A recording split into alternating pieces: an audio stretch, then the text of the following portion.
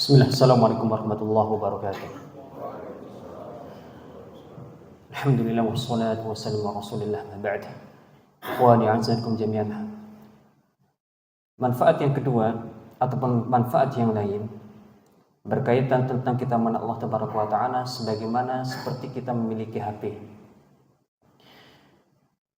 Mungkin dalam satu hari ini minimal kita sudah mengecas 1 kali HP tersebut.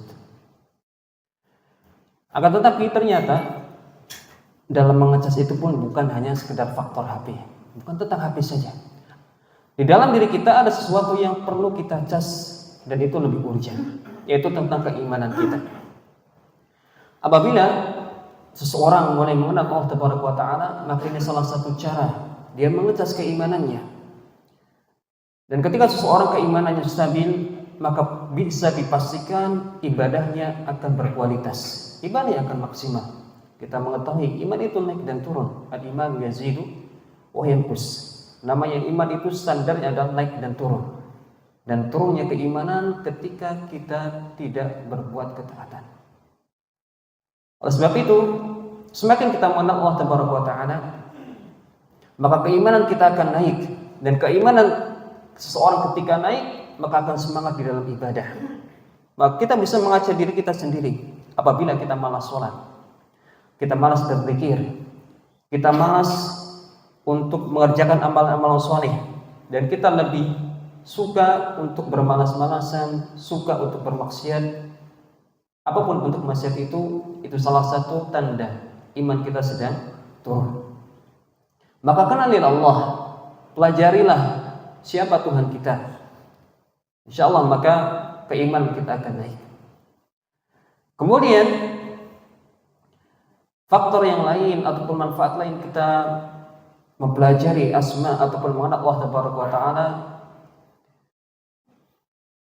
adalah akan berpengaruh terhadap suluk ataupun perilaku kita. Kita banyak mengenal ataupun telah hafal tentang asma dan sifat Allah Subhanahu wa Ta'ala. Berapa Asmaul Husna Allah Subhanahu wa Ta'ala? 99. Rasulullah SAW menegaskan, Inna lillahi tis'atan wa tis'ina asma. Sesungguhnya Allah Subhanahu wa Ta'ala punya 99 nama. Man ahsaha dakhala jannah. Barang siapa yang mampu ahsa, maka dia pasti jamin masuk surga. Meskipun para ulama menjelaskan 99 nama itu bukan batasan. Allah masih punya lebih daripada 99 nama itu. Sebagaimana juga dituturkan oleh Al-Imam An-Nawawi dalam kitabnya ketika mensyarah Sahih Muslim.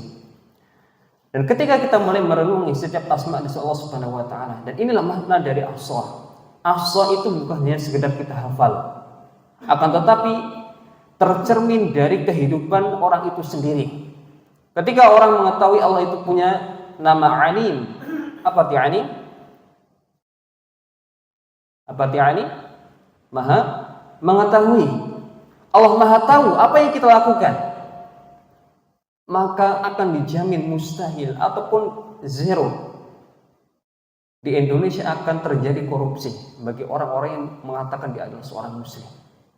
Karena dia tahu Allah senantiasa mengawasi setiap gerak-geriknya.